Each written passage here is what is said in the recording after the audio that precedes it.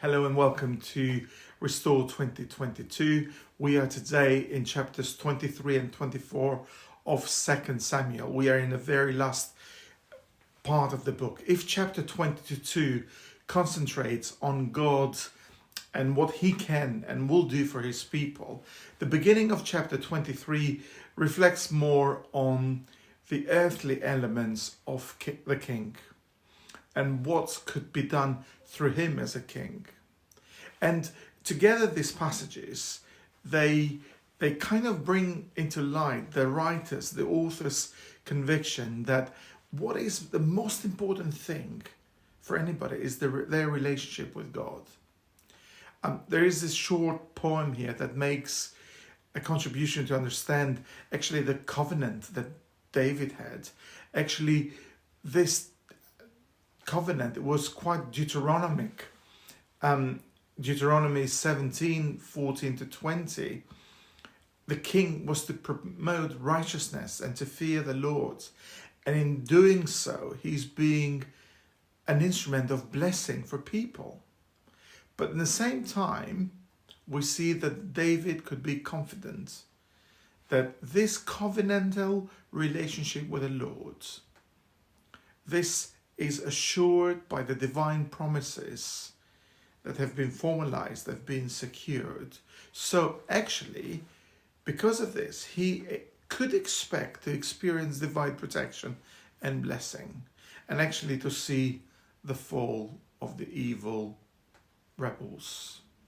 So one commentator puts it this way: the Davidic covenant demands that the chosen king promotes God's moral standards, but it also guarantees that the obedience towards this covenant will be rewarded. Then we come to the final chapter of 2 Samuel, and this begins with an act that David does, and it does not make God happy. And actually, it's a story of God's judgment. In chapter 21, as well as at today's chapter 24, David successfully appeases God's anger.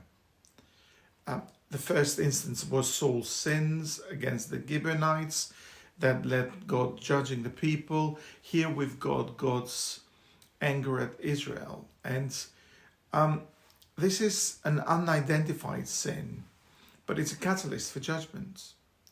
And I think what the author wants to do here is, by bringing this comparison between David and Saul, he's showing that David is the king of Israel, but also he's not responsible for Saul's death. Now, 2 Samuel 24 kind of comes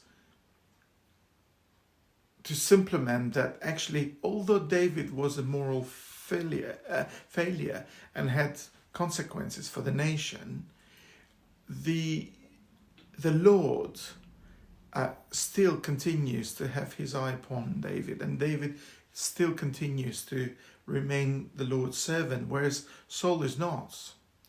And the chapter finishes with that beautiful note of interceding for the people who actually are dying as punishment for his own sin, and actually as a punishment for his position as a leader. But actually he's doing this in the right way, because David, yes, displeases God. Yes, there is an element of indication of God's judgment, but it concludes with this beautiful account of David building an altar to God on a threshing floor that he himself has purchased. It's cost him something.